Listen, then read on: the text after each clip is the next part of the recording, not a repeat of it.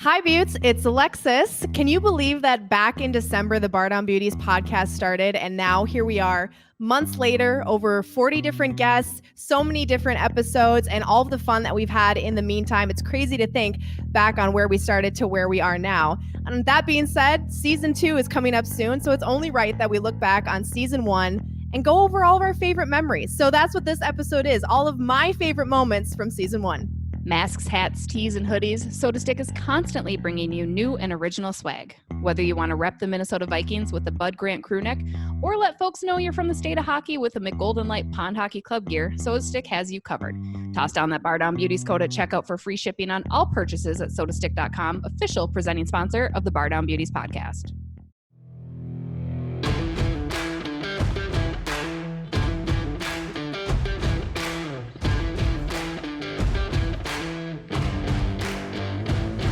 Of course, we're going to start off the Alexis Best Of episode with clips from Marcus Foligno's episode. And in Marcus Foligno's episode, one of my favorite things that we talked about was the whole bubble situation and what the animosity between the teams in the bubble was like off of the ice. Marcus Foligno talks about that in this clip. Well, talk about, you said, the dynamic amongst the team. Obviously, you get a little bit closer in a situation like that. What about the dynamic between the teams? And, you're in a situation where you guys are playing to try to win a Stanley Cup, and you're in the same hotel and in the same area as all of the guys you're playing against, guys who are playing in other series. Obviously, that's very different than what you normally know. What was that like, just seeing your enemies on the ice, off the ice, eating breakfast and going to the hotel, in the elevator? Talk about that a little bit. Yeah, that was probably the strangest and just the weirdest thing of all time. I mean, I think game one, I shared a hotel, the elevator in the hotel with Travis Green, the head coach for Vancouver Canucks. So it was just me and him, and he just kind of said hello, and he was a nice guy, but at the same time too, I'm sure we were there, he's probably talking to his guys about our players on our team and who to shut down and whatnot. So it's just we were next to Calgary and Winnipeg and Vancouver in the ballroom area where we kind of had our team meals. So every time you went for a team meal, you would go by their not the dressing room, but their area that they ate, and it was kind of like dirty looks. As soon as the door opened, you kind of looked in and eyed them down and kept walking, and it was just. The one thing that was kind of cool in a way is that you make a lot of friends along the way from other teams that I played with, and you played some hockey with in World Juniors and junior hockey, so some guys that you are on other teams in the NHL, so you get a chance to kind of see them again, which was nice to kind of touch base with those guys. But, those are teams that we were kind of focused on Vancouver Canucks and not kind of talking to those guys, that's for sure. But you try to get in their head at all when you saw them? Here's the way we could kind of mess with them. Just a quick stare down. You never wanted to lose eye contact. We want them to be the one that looks down at their shoes first. But no, I mean, for the most part, it was okay. I mean, like I said, we had that maze to get to the other common area, and that's where every team kind of wanted to get out of the hotel. So when you would leave the hotel, you're due to walk by at least three or four guys from each team. So it got pretty weird in that sense. Plus, it was only the fence was only 8 feet wide, so you almost had to you're kind of coming shoulder to shoulder with them, but. Yeah, no fights off ice. It was all good. Are you scoping things out in the cafeteria? Anton Roussel had a donut for lunch, wite that down? Or are we how did that work? Are you just kind of minding your business, or are you trying to take notes so you can get an upper hand once the game starts? Yeah, you're kind of seeing what maybe there was if they had the empty beer bottles in their ballroom. They had a good night last night or something. But no, I think you're hoping to see that, but no, I think for the most part, everyone was kind of secluded, and I think I don't know if I would even look at Anton Roussel though off ice, but that being said, they did a pretty good job kind of keeping guys, players' areas away from each other as close as we were. The king of roasting people on Twitter, Pete Blackburn. Of course, he made it into this episode as well, because we had to include the clip where he talks about how he got roasted by somebody on Twitter. So here's that clip. Joining us now, Pete Blackburn, a Twitter god who has been clapped back by Ellie Goulding, a CBS sports writer, a proud American hockey follower, and host of the Brunch podcast. Pete, how are you? Oh, what an intro. I'm great. How are you? I pride myself on the intros I give our guests. I really like to pump the tires just so then we have a good, rapport going on, right? That's all accurate too, right?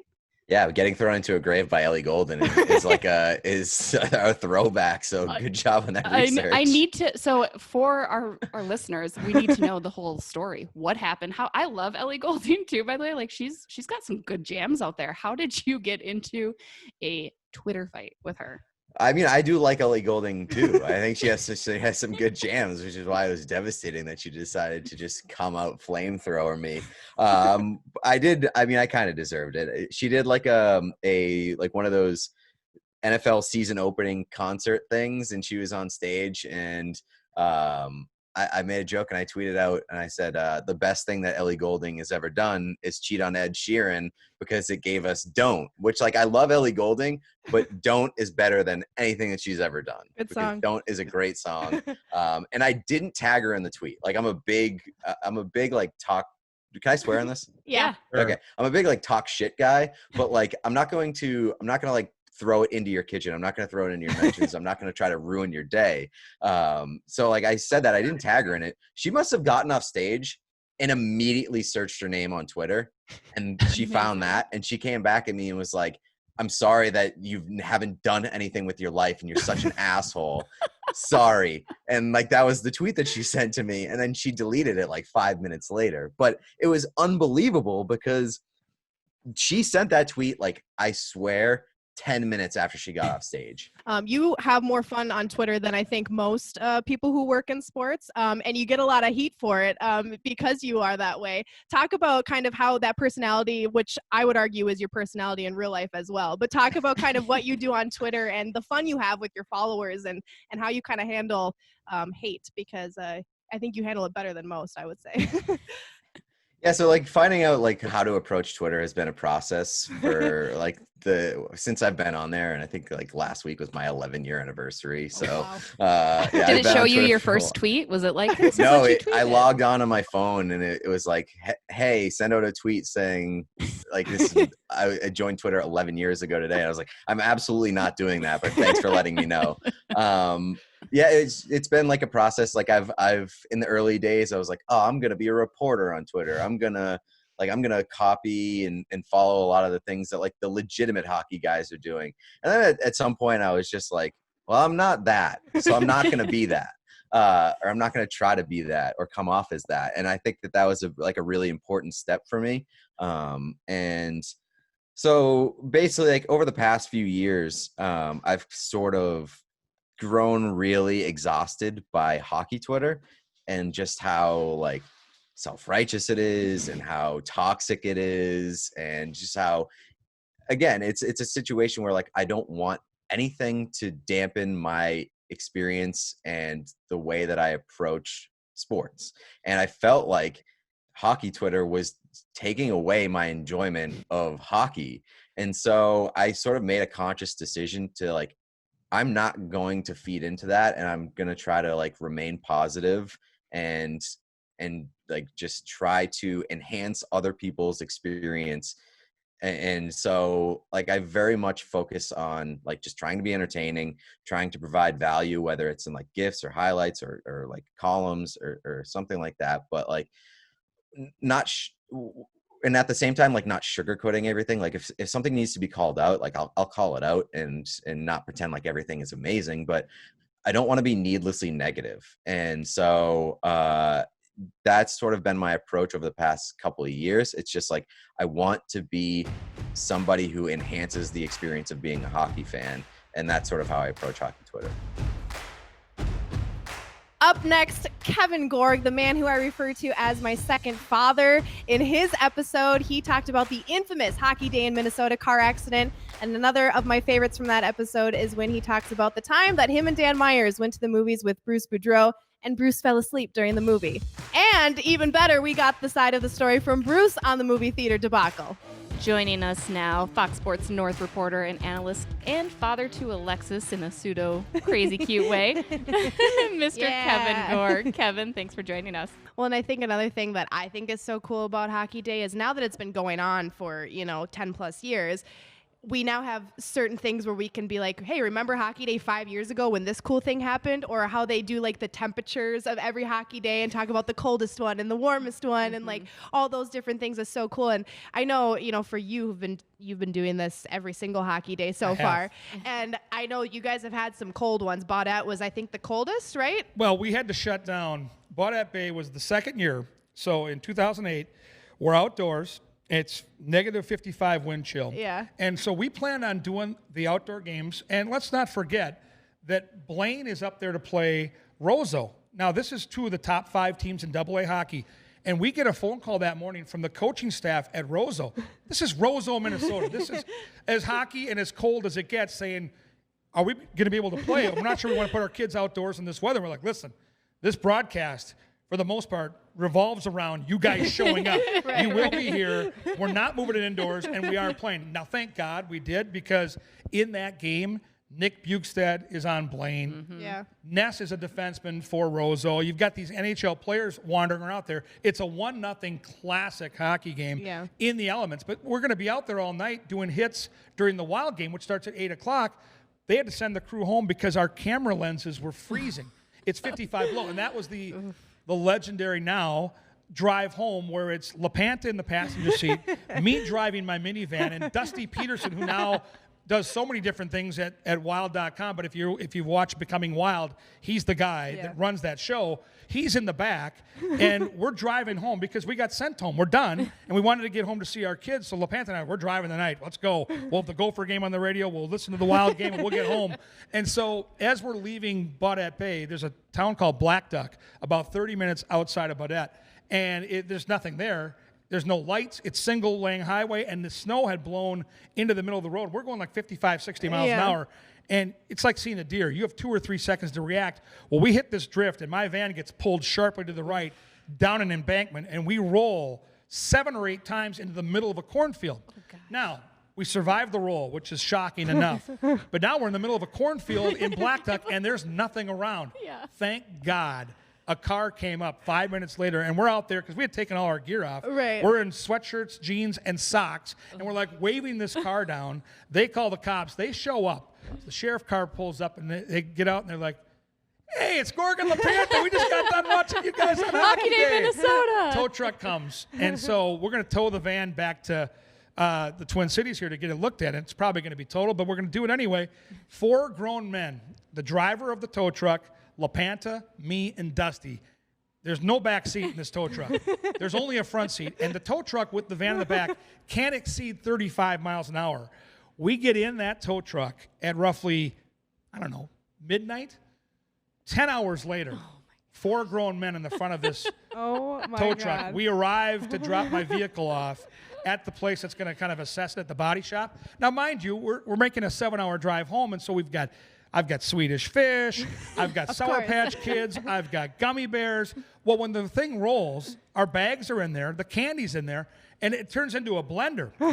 So the car gets dropped off. Later that day, LaPanta comes back because he can't find his cell phone. It's lost in the shuffle. He gets there, it's all frozen, and it looks like a gingerbread house.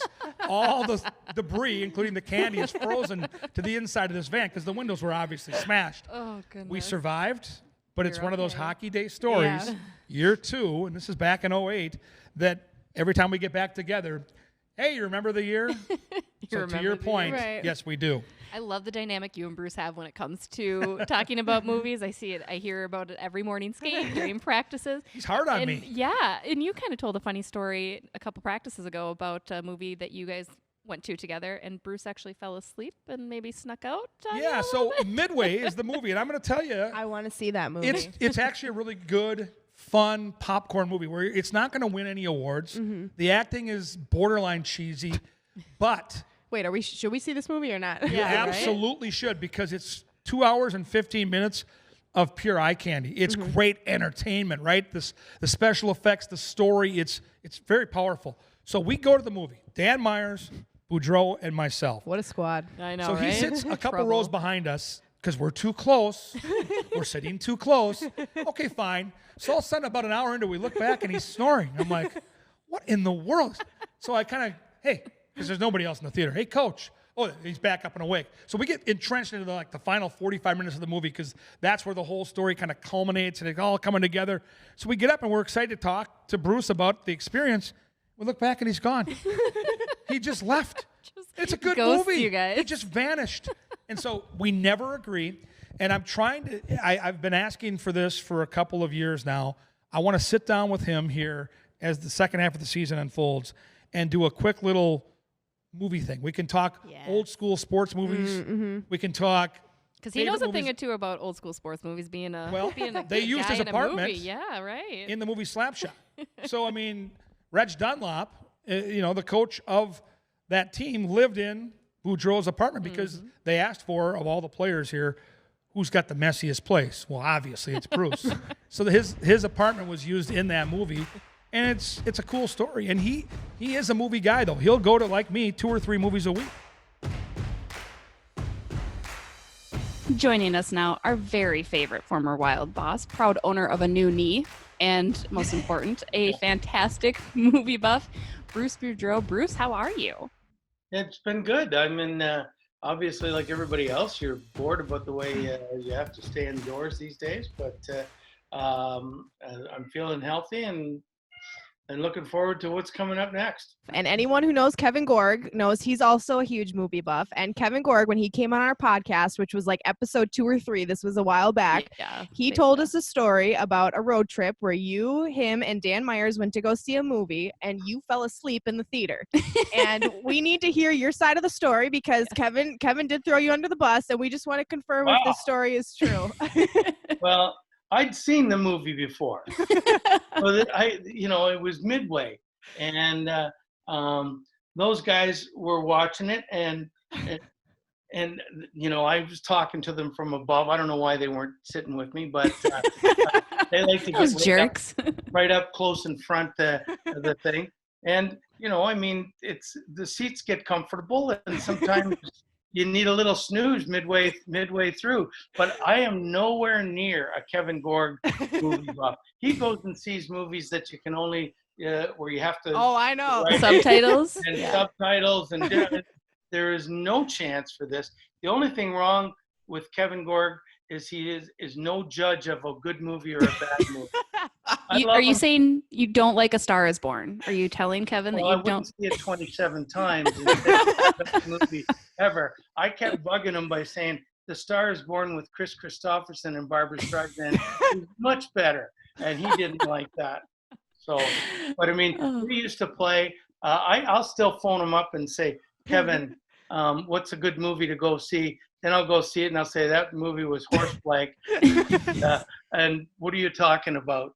But it was a great it's a great opening of whether it's a movie on in a theater or TV or whatever. Because I mean, like this summer with nothing going on, I think I've seen the series Ozark 20 times. Do you like it? I love that. I love that show. I loved it so much. And we're watching it again every night. Like last night was season 3, episode 4, and I just think. And now I just read yesterday that the next one's the last more season. Yeah, it's going to be an extended season. Excuse me, but I mean I can't wait for it to come on because I mean you can't help but love the situations in that show. Right. And I love just say Jason for Bateman. someone from Missouri, we're not all trash. I'm just saying. I look to go to the Ozarks for a vacation. No. That looks like a great lake. And there's only one cop. How bad can it be? It's a pretty lake. I mean, it really is nice, but man, you're going to catch something. It's going to be some sort of disease you're going to get. I promise. Right. Given your tenure and your record and all that you have achieved with the teams that you've done, so you get to be a little bit picky. Would you be picky in choosing if you had a couple, or are you kind of like, I just want to get back, give me the job and I'm in? I am pretty non-picky. I'll tell you. Well, when I got fired in Washington, I got hired that same day. And as soon as Anaheim called, I remember being on the plane and saying, I don't know any of these players. Who are they? And they were in last place at the time. And when I took the job in Minnesota, I mean, Chuck was the one that sold me on it. I didn't look at any of the players or anything. I knew they had good players. Excuse me, but it was Chuck that sold me, and it was the person that I thought he'd be great to work with, and he was. How about Devin Dubnyk not realizing that he got scored on? Not once, but twice. This is still one of my all-time favorite moments from every episode so far of Bardown Beauties. Mr. Devin Dubnik, is there one goal that you've allowed in your career that just still gives you nightmares at all? I mean, I know you don't want to dwell on those things, but are there times when you've woken up in a cold sweat like, oh, he's never going to come back on the podcast ever. Yeah. No, well, fortunately, try to get some sleep before the doubleheader this weekend. I'm old enough now that things don't really bother me much anymore. I would get more pissed off about a goal that I thought I did something that I could have done better on, rather than, I fortunately haven't had anything too crazy at the NHL level. There was a goal in the American League in Springfield that I let in from the other end of the ice. Really? It was a really, really weird scenario. No, I didn't see it. Like at all? Like I literally didn't see the puck. So you're just standing there. And my coach to this day at the time he was so mad at me. It didn't. The goal didn't matter. I was 21 at this time, 21 or 22. And it didn't matter. We were winning 5-0. It just blew my shutout, with 5 minutes left. Yeah. And he still doesn't believe me to this day that I didn't see. He thought I wasn't paying attention. So I'll try to explain this. So we had a 4-on-3 power play, and the face-off was in the other end of the ice. And sometimes the ref will blow the whistle right before they drop the puck. Mm-hmm. So the referee at the blue line on the other side blew the whistle for some reason, and I thought he was kicking someone out of the face-off circle. So I just happened to look over at the guy away from the face-off dot, and they dropped the puck, and the guy snapped it back, and the defenseman just took a full one-timer right off the draw. And so by the time I looked back, everybody was skating towards me, looking at me, and the puck, he got the puck way up in the air. And in Springfield, I hope I don't get in trouble for this, but there's dark seats and there's no one in them. So I was not picking the puck up. In the crowd. There's not the crowd, but chairs. Yes, in the blue chairs. So I'm standing there, and I'm scanning around. And so I kind of start to move over, I know where the puck is, like I'm going to go play it. And then all of a sudden it just goes by my shoulder in the top of the net. And what was your first thought? Well, I didn't have a graceful reaction. I didn't know what to do, so I kind of fell down into a butterfly, just to pretend you made the effort. I tried to just missed it. Fake an injury, anything? It was bad. And there was another time too in Springfield, actually, that I got scored on, and somehow didn't know. You can tell the atmosphere there is really. But there was a scramble around I still don't know how this happened either. There's a scramble around the net. Everybody's jamming away, and it somehow ends up in the net. And obviously it's crickets, so play kind of goes on.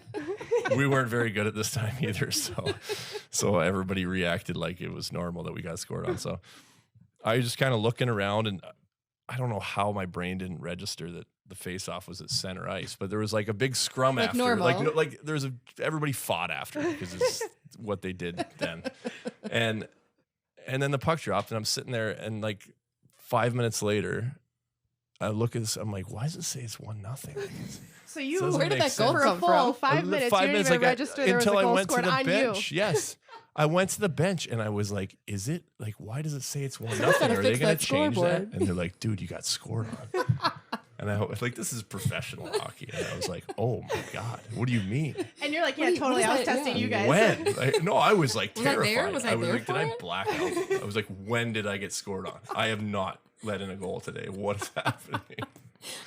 What was your coach's reaction then? Oh, I wasn't talking to the coach. No. Yeah. Can't let him know. Which one happened first? The one from the other end of the ice, in the season or in the years this happened? These were separate years. The goal that I didn't know I let in was first. Okay. I think, I was so the nightmares of that had subsided, and then this whole debacle happened. Yes. Yeah. I was a little bit older and a little more in a position to not let the one from the other end bother me. And like I said, you always want to get, not that you ever want to let them in, but if you're going to let them in, make it when it doesn't matter. Right. Yeah. Don't make it like the game you left tying all of these goal. back in the AHL. Yeah. Nothing like that. Yeah. It's all timing. You can let in an awful goal if it doesn't matter. Everyone's going to forget about it. No one's going to care if it's the game tying goal. those are just some of my favorites. It's so hard to pick when we have so many amazing guests and so many fun episodes that we've done over the course here of season 1. But I just wanted to thank you personally to everybody who has tuned in, who has listened, who has followed along on social media to this awesome journey that we've been on so far. We hope you continue to stick with us for season 2 and every season after. Thanks again, you guys, and make sure you tune in next week for Jessi's best of episode. It's going to be a good one. Bye, Buttes.